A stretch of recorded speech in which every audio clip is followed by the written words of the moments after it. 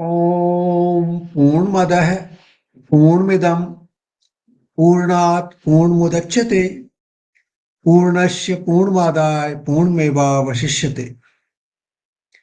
So welcome to our Saturday morning session.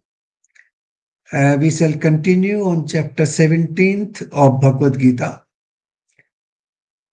Shraddha Traya Vibhag Yoga. This is the Shraddha can be in three different ways, and that is what Lord Krishna is explaining. And today we will talk about Dan. We already talked about Yajna and Tap. Today we'll talk about Dan. Now, verse number 20. दान देना ही कर्तव्य है, ऐसे भाव से जो दान देश और काल तथा पात्र के प्राप्त होने पर उपकार न करने वाले के प्रति दिया गया है, वह सात्विक दान कहा गया है. Now, before we get into this verse, we must understand that in those times, Yajna, Tap and Dan, or I would say Yajna, Dan and Tap in that order, they were considered the crux of human life. Yajna was the one which meant that you will perform your duties in accordance to the law of the nature and the divine laws which are in Shastras, which have been enunciated by the saints and sages who became one with the Supreme. So there were two types of laws. Laws which are governed by natural principles and laws which are governed by divine principles. We both follow those laws and discharge our duties, routine duties, in accordance to those laws, then that was called yajna. For example, you wear warm clothing in winter. Now that is a natural law that you have to protect your body in winter with warm clothes. So you put on warm clothes, and that is in a way you are performing your duty in consonance with the natural laws. You eat food, which is light, which is easy to digest, and you sleep well in the night. So that is in accordance to the principle of nature, that you are supposed to sleep in the night, you are supposed to eat not too heavy food, and that will keep your body fit. So that is also in a way yajna, in accordance to the law of the nature. Then there is a law of divine which has been enunciated by saints and sages who became one with him. Now those laws prescribe that we should remember him and also dedicate our action to the Supreme. Whatever we do as an instrument of the Supreme. And therefore, all the tasks which we are performing, for example, we are working in an office. Now, in an office, we work in accordance to the principles or the policies of the company, but at the same time, we follow the law of nature and also the law of divine, that we do think for the good of others, that we do not hurt others, do not harm others, that we do not really abuse or do things which are totally wrong or ethical, or we cheat others, those kind of things. So if you are performing that kind of duty in your office, that becomes yajna. So yajna was basically performing our day-to-day activities, whatever activity we do. If we perform then in accordance to these two laws, the law of the nature and the divine laws, then that becomes yajna. Now, in the modern age, you can add one more thing, that the law of the nation or the society in which you live. So that is what legal angle comes into play. That, for example, you drive a car, you drive as per the law of the country. On the left hand side, right hand side, you stop on the red lights, things like that. So we can add that. So long as we follow these laws, our life is simple. We are not in conflict with anybody. We do not create bitterness. If we violate these laws, then naturally conflict will arise. If you occupy somebody else's land, conflict will arise. If you cross a red light, conflict will arise. If you fall from a building, naturally you will get hurt because that is against the law of gravity, that is law of nature. If you keep eating late in the night and don't sleep properly, obviously that is in conflict with the law of nature and you will fall sick. So these conflicts arise because we do not obey these laws. If we obey the laws of the nature, if we obey the laws of the divine, and if we obey the laws of the society, then there would be no conflict. Life would be simple, life would be pleasant and happy. So that is what is called yajna, in my opinion, that you follow these principles and do not consider yourself as the doer. That is the law of the divine, that you are working as instrument of the Supreme. You have been sent or dispatched into this world to do certain activities. You do those as his instrument. As long as we follow this law, we follow the yajna. That is sattvic. So that is the principle of yajna which has been explained by Lord Krishna here.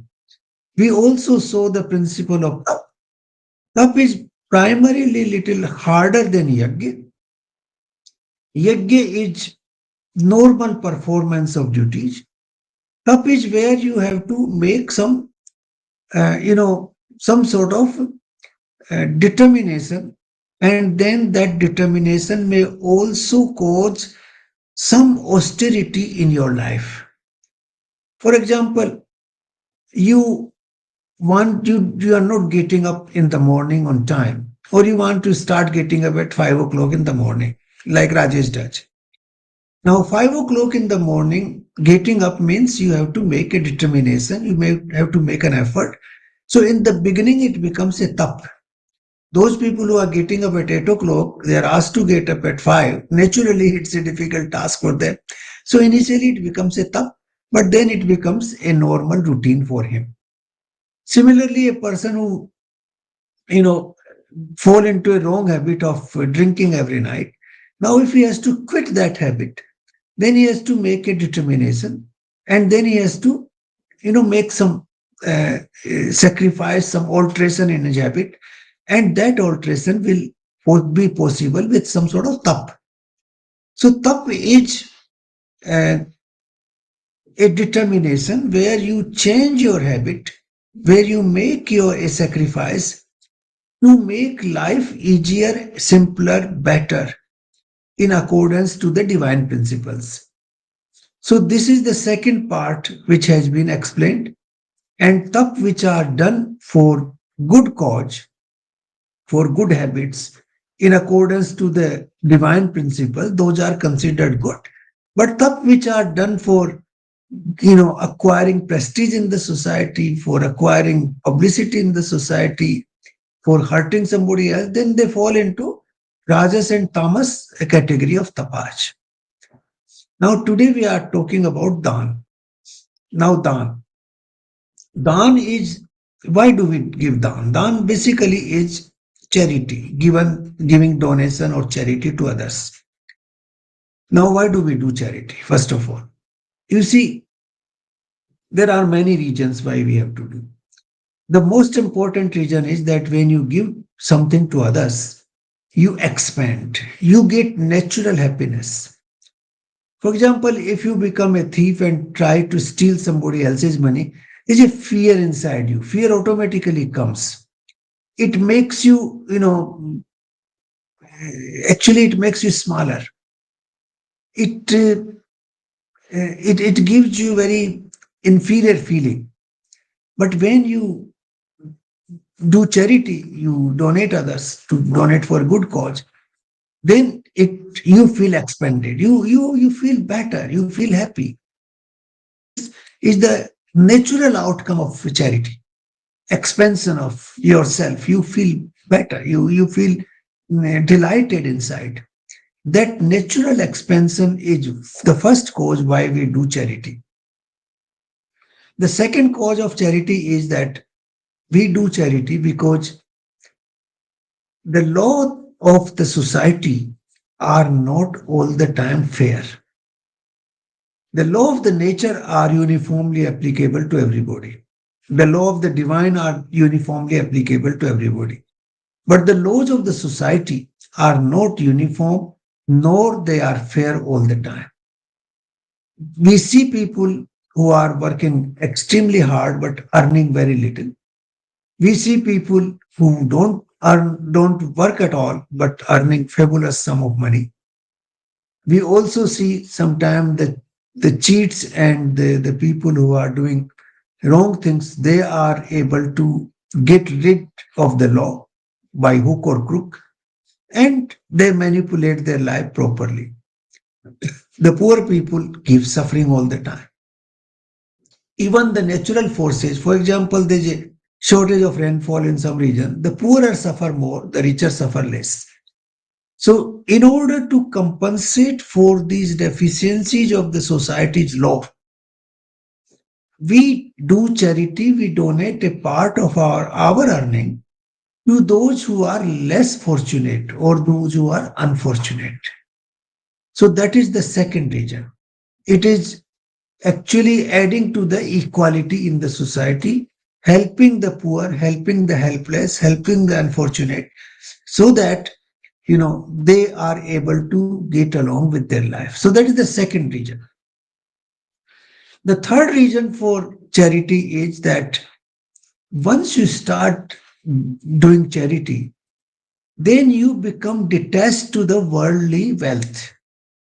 Wealth is the most important attachment in our life. It's not easy to part with the wealth. And once we start donating the wealth to others, we also become habitual, or we become used to detachment. Our detachment increases. That okay, this wealth I've acquired from the society, I give it back to the society.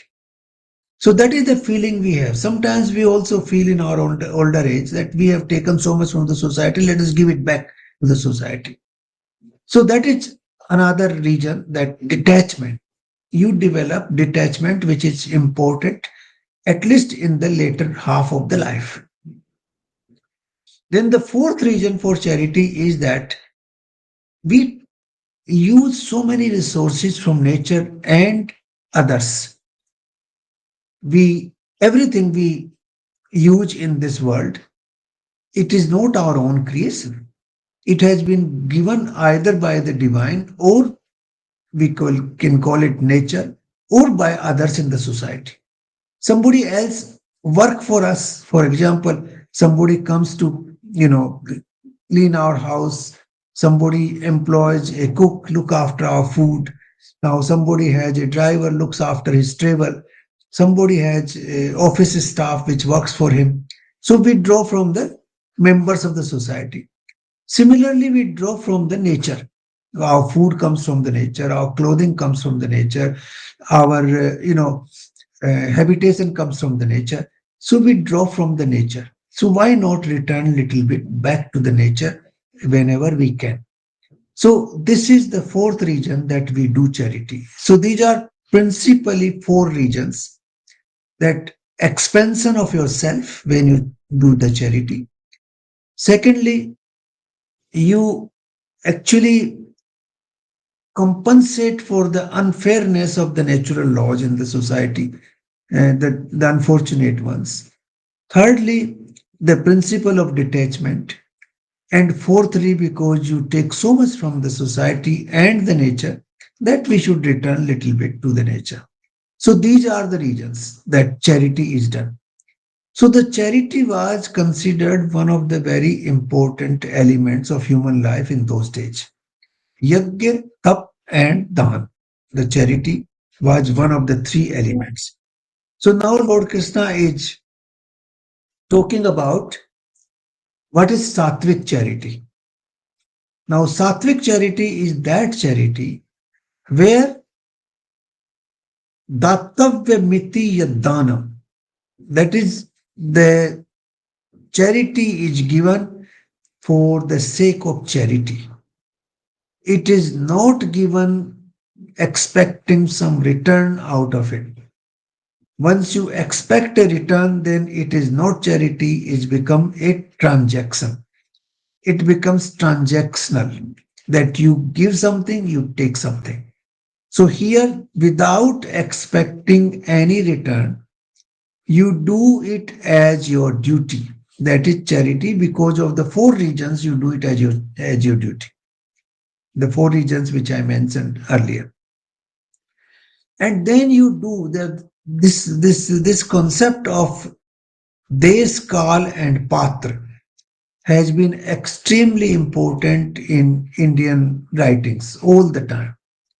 That all the things which you do in life, they should be in the context of the place where you live, they should be in the context of the time in which you are. And here, because of the dhan, it is in the context of the person who is receiving the charity. So the two things, Des and Kal, are very, very relevant. The time and the place. The things which are valid or good on a given time in a given country may be totally wrong in a different time in the same country, or they could be wrong at the same time in a different country. This is a principle which is applicable everywhere in Indian Shastras. So here Lord Krishna is saying that you should choose the right time and right place to do the donation, to do the charity. And then you also select a right person who will receive it. Now, for example, you give charity to a person and he uses it to buy an arm and he starts killing people with that arm. Now that charity will be misused. Ah, sorry. So we know that if we choose a wrong recipient, wrong path, then what happens? It could be misused and you will be responsible for the wrong effects of that charity. So when we do charity, we have to keep this in mind that we choose a right person, we do it at the right time and in the right place.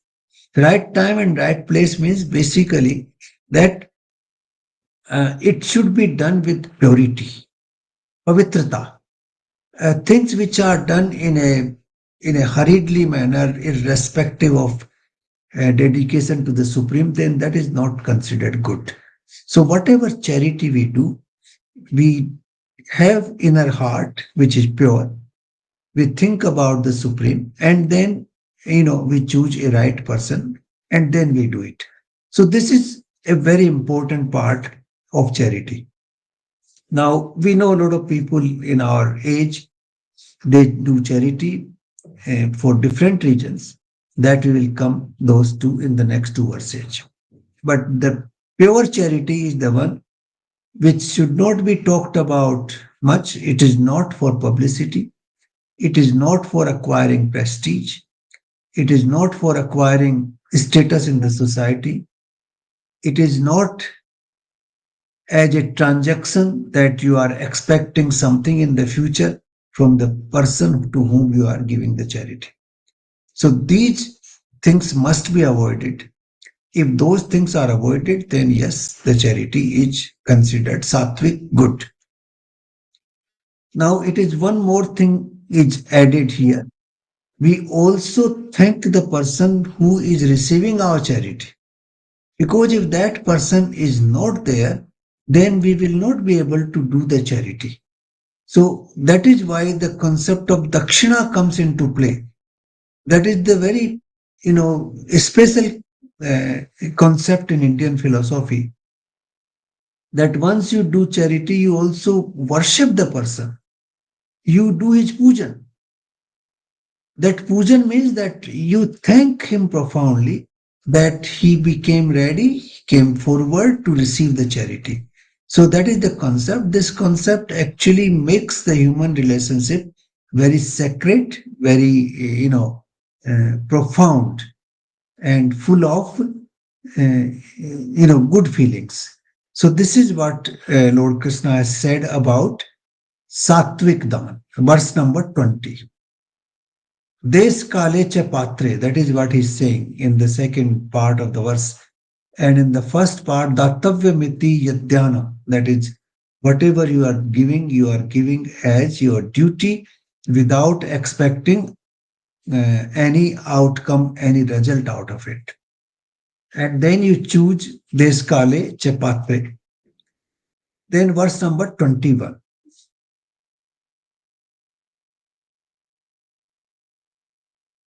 किंतु जो दान क्लेश पूर्वक तथा प्रत्युपकार के प्रयोजन से अथवा फल को दृष्टि में रख के फिर दिया जाता है उसको राजस दान कहा जाता है. नाउ क्लेश पूर्वक is actually the word here is क्लिस्टम. क्लिस्टम.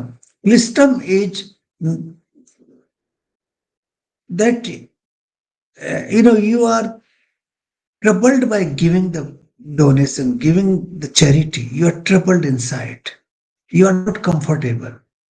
Either if somebody is pushing you to do so, or certain circumstances are pushing you to do so, you are not doing it willingly. So that is the meaning here, Klistam. That is clash purvak. That is clash means you are not doing it out of your own will. You are doing it under the forces of circumstances or people who are pushing you to do that. So that is one element of Rajas, that you are not doing voluntarily, you are doing it because of certain compulsion. The second is that pratyupkar, yat to pratyukte, kararth. That is, you are doing it expecting something in return right now or in the future. It can be immediate return, it can be return in the future. Then that is again a what you call a donation or charity which has been tainted by that negativity. So the first taint is that you are doing it because of compulsion.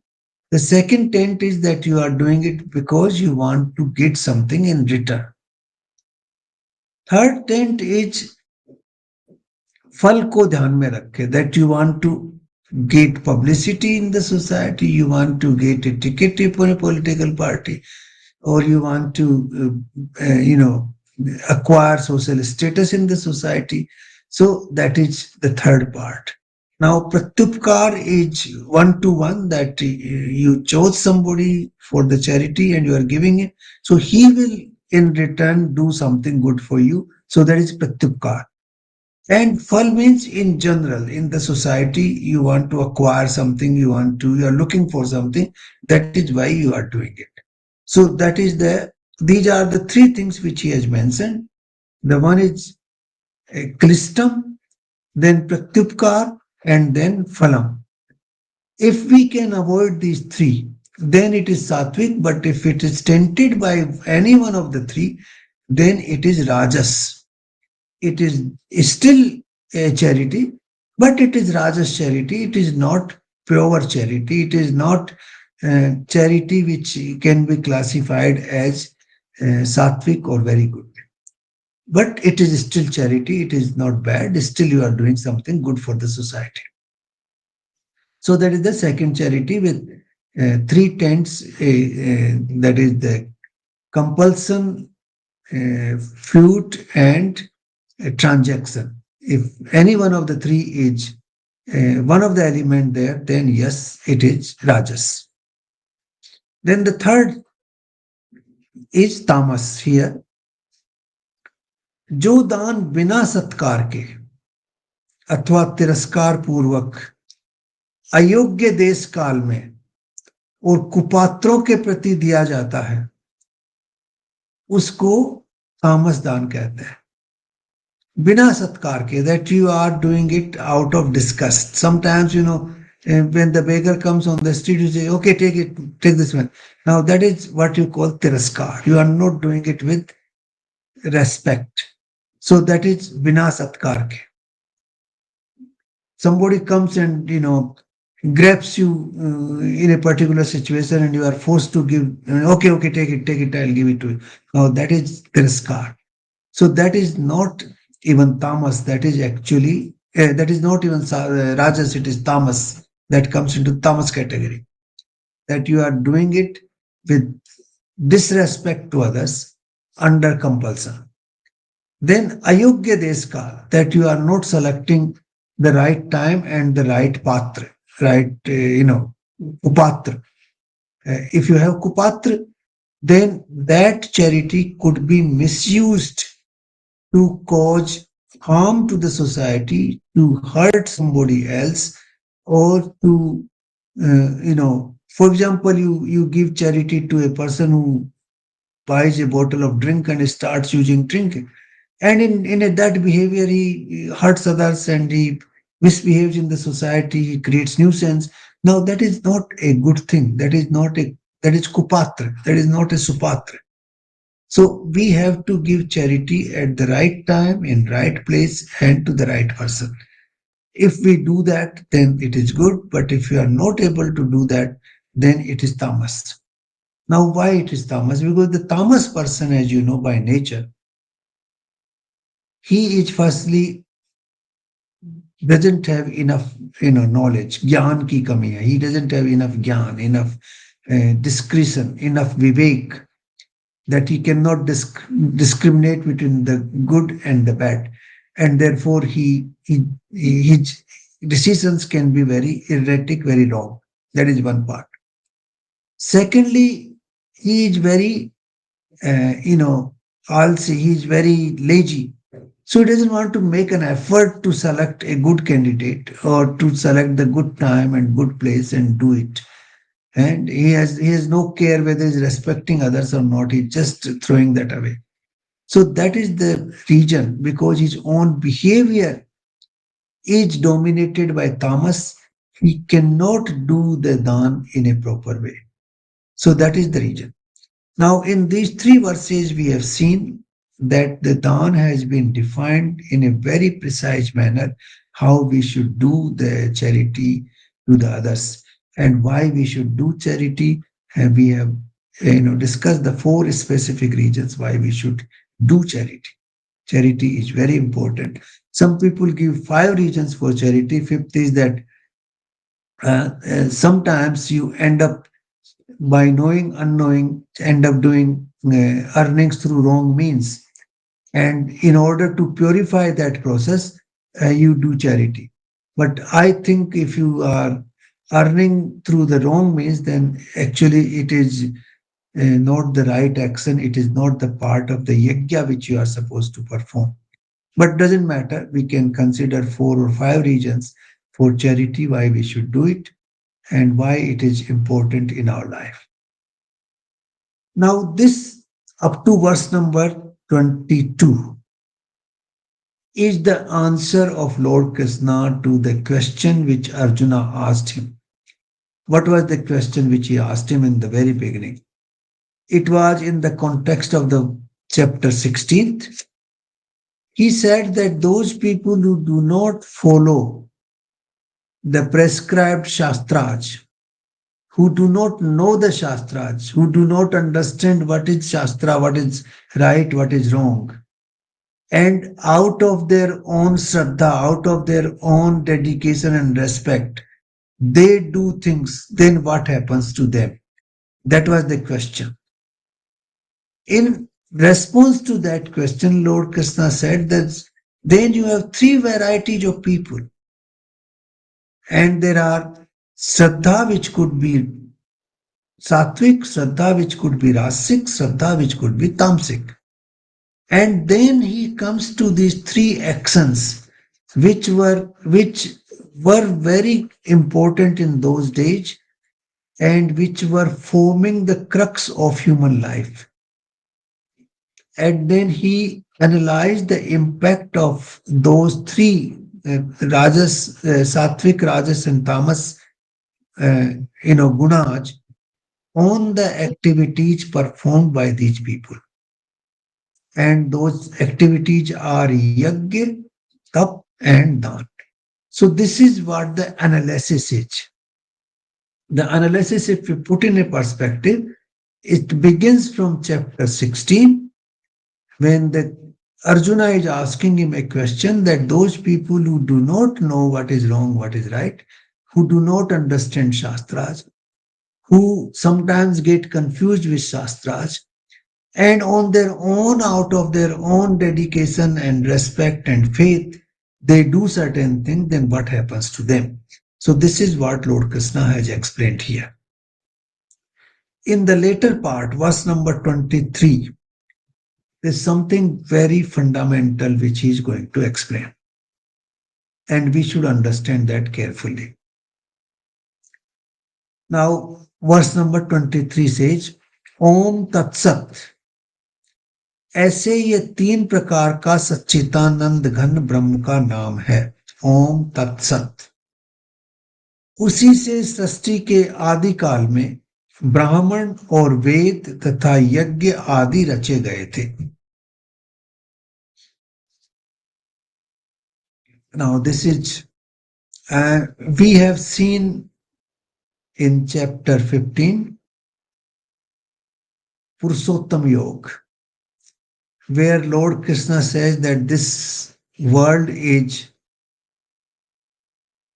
a tree upside down. The roots of the tree are with the Supreme and the branches are in the world. So though the tree is originating from the Supreme, by the time it reaches the branches and leaves, it is very far from the Supreme. But they are still part of the Supreme, still attached to the Supreme. So everything attached to Him, but then they become less and less, I would say, intimate to the Supreme because they go away. Like we have a river. At the origin, the river is in the purest form. The water is absolutely pure. Then slowly, what happens? Lot of chemicals, lot of drains, lot of waste gets into that water and it starts becoming dirtier. By the time it reaches the sea, it becomes very dirty. So the process at the origin is purest. Then slowly, it starts becoming dirty and then very dirty, and finally it dissolves into the ocean. And then, in order to purify it again, there is a natural process through which the clouds are formed, the ocean water gets up into the clouds, and then again it falls back in various places, mountains and lakes and other places in the form of snow and ice, the snow and water, rain, and then it becomes pure again, and then again the same process follows. So there's a cycle.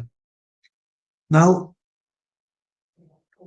here again, Lord Krishna is referring to Om Tat Sat, that Paramatma ke, there are three names of the Paramatma. Okay? And from there, सृष्टि के आदि काल में ब्राह्मण वेद और यज्ञ रचे गए. That is again the process of how the world came into being.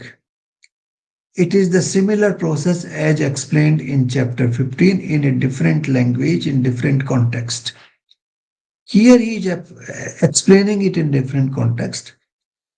Om Tat Sat. Now we must understand these words. We always use these words. Om is actually a sound which is all the time resonating in the nature. It is a sound which is like when you put off a television and the screen is, there's no picture on the screen, you get a sound. When you keep the radio on without any station, there's a sound which keeps coming.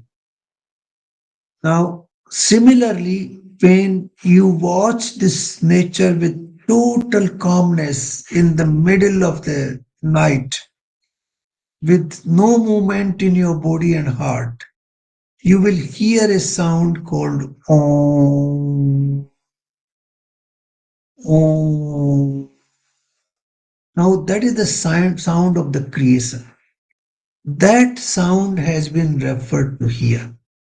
That is the sound of the Supreme, which is resonating into this world in which we live.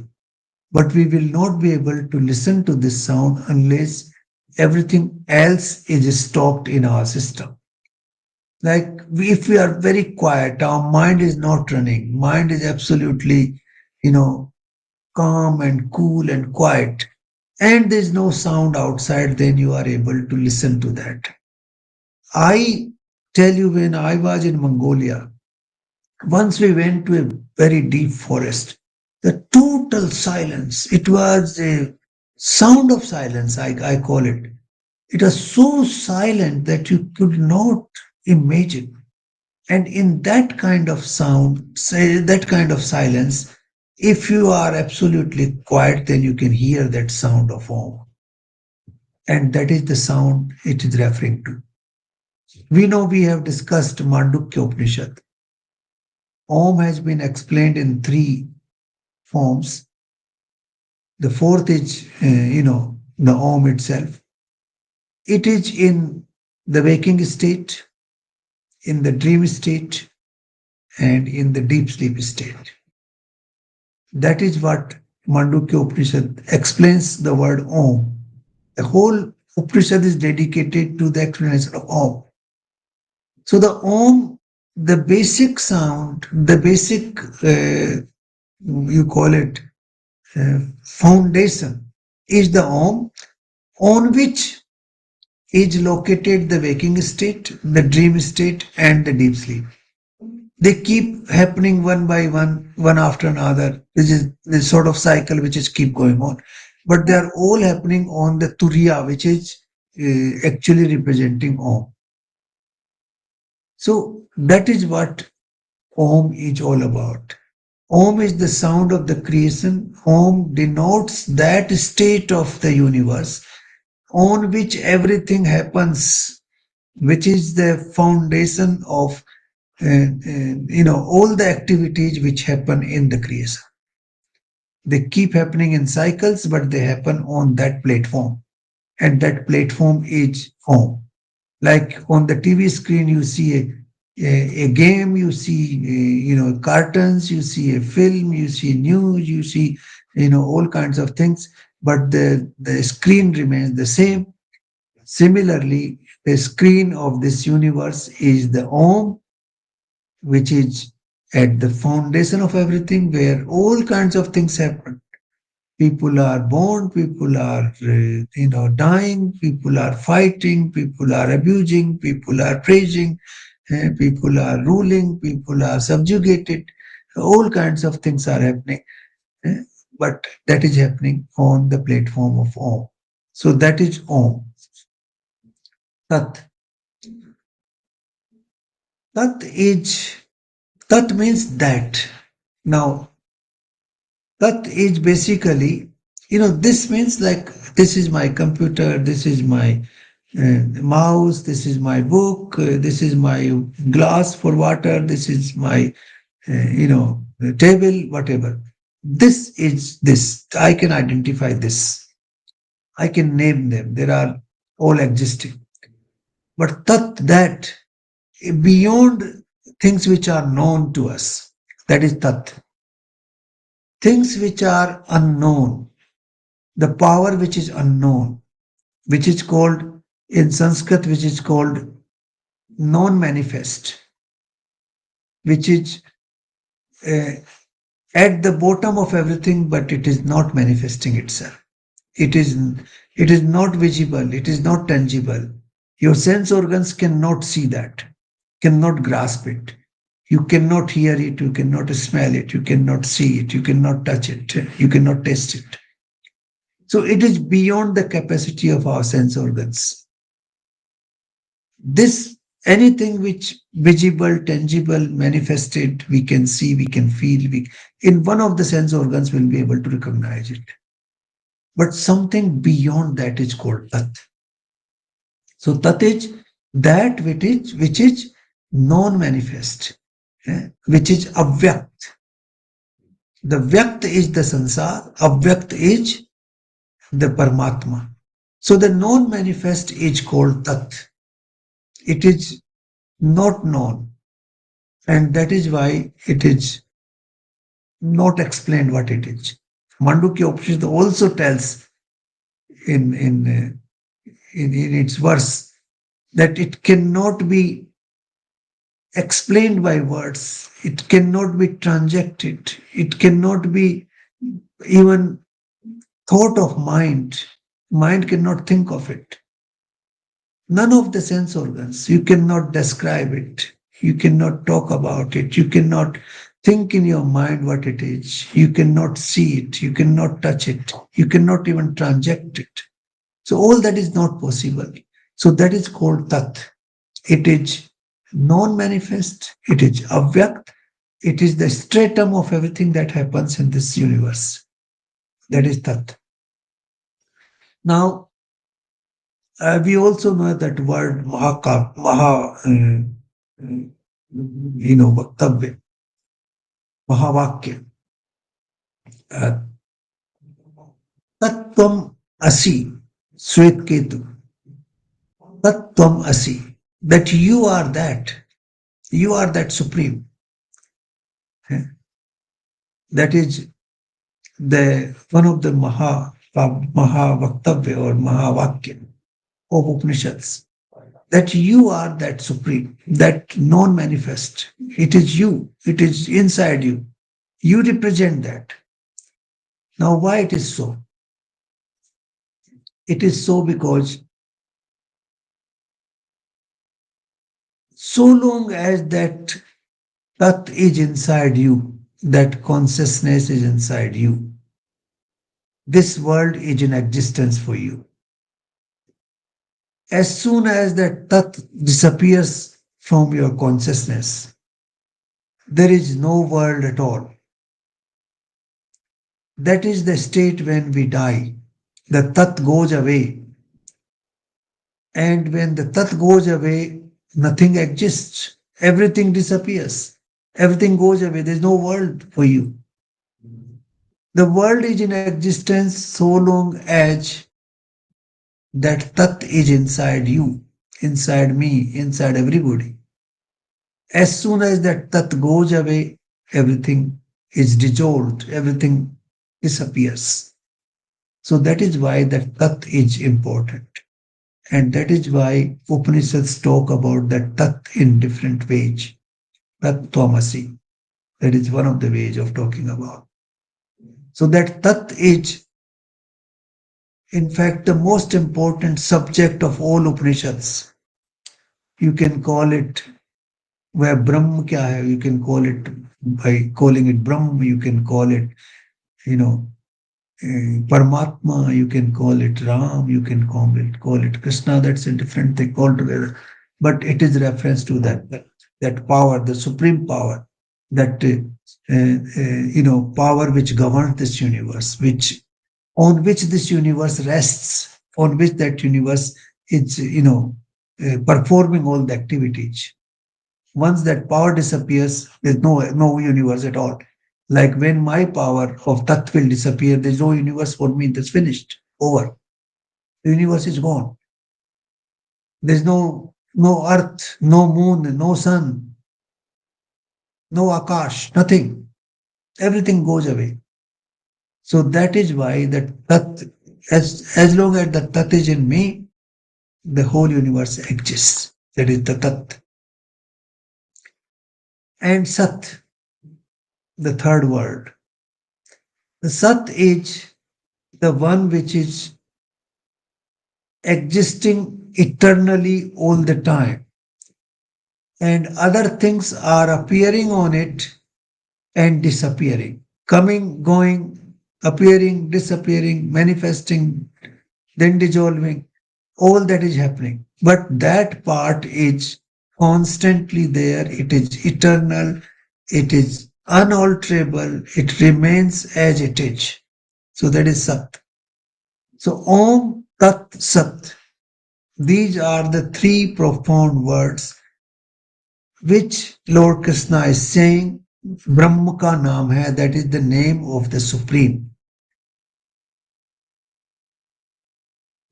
Now, we also have the word Satchitanand, that is also the name of the Supreme. But my interpretation of Satchitanand is that when that Sat or that Tat comes into contact with a body, with a manifest thing, which is our body, then the Chit and Anand comes into play. Then your Chetna is what? Chetna is because of, it is reflecting or it is demonstrating because of this body. And Anand is also because of this body. So once the body is there, then you have Satchit Anand. But the body is not there, then you only have Sat and you have Tat. There is no Satchit Anand. Satchitanand comes into play only when a body comes into existence along with Tat, along with Sat, along with Om, whatever you name it. So that Satchitanand is an extension of Sat because the body comes into play when you have that Chetanta which is demonstrated outside. The Chetanta is always there, but it is not demonstrated, it is not manifest. That manifestation happens only when the body comes into picture.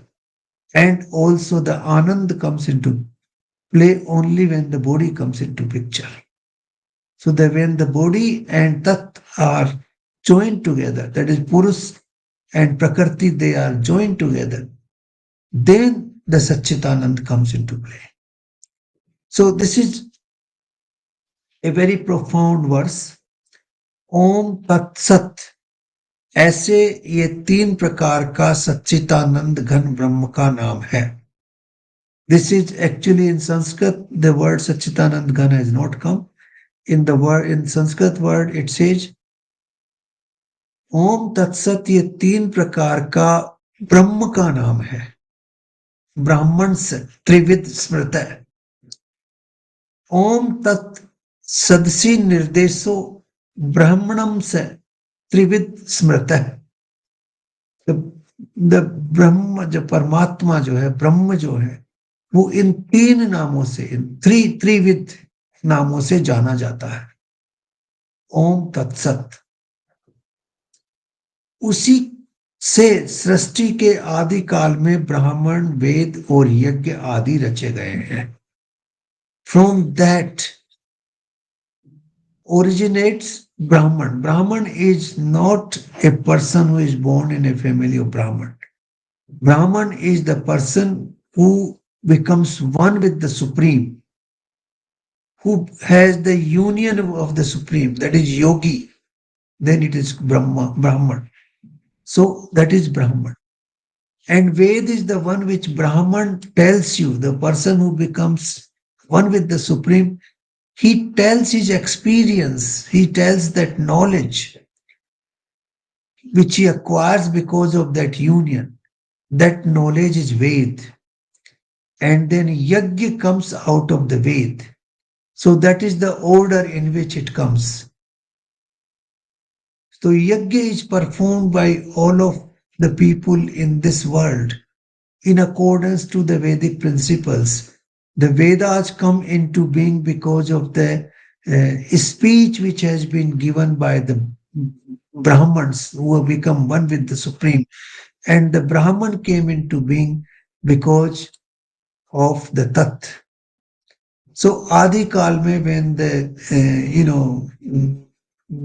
the universe was came into existence, the first thing happened was Brahman, then Ved, and then Yajna, and then everything else follows. So in brief, he is mentioning it here. It is in the same context as in context of chapter 15.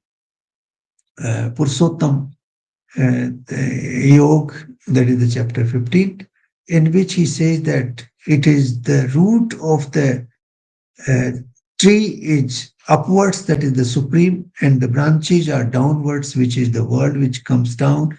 And Ved Patte kahe gaye, that is the word which has been used there. So the roots is, you can call the roots connected with the supreme, you can call it like Brahman, and then the branches and patte, these are all basically the people and the knowledge which comes out of them. So this is a sort of mm, analysis. This is an explanation given to the ordinary persons by the supreme, how the Om Tat Sat means. So we will stop here because this is a very profound verse number 23, and we will complete that in the next session. But the point here is that if we can link ourselves with the Supreme, with the Tat, then we will acquire Sat automatically. Then whatever action we do, it will be Sat. It will be eternal. It will be true. It will be really good. So we have to link ourselves with the Tat constantly. And keeping that link, we do Yajna, Dan, and Tap. Then our life will be absolutely perfect, absolutely uncomplicated, and absolutely blessed. Will be very, very happy, blessed life if we follow these principles. So the crux of the life in those times, Yajna, Dan, and Tap, has been explained in great detail in this chapter. Actually, the language is different, but the same methodology applies today also. The work we do is in a way is yajna. Whatever activities we do is yajna. We still do charity for one reason or the other. That is the charity dhan.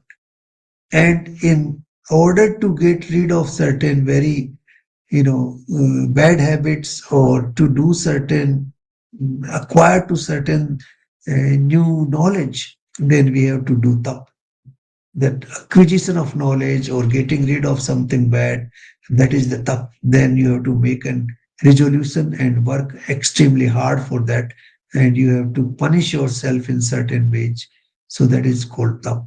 So that part is still there in today's life, though its manifestation is not very clear, though the language used is very different today, but the fundamentals of these three, Yajna, Dan, and Tap, remain today in this world as it is.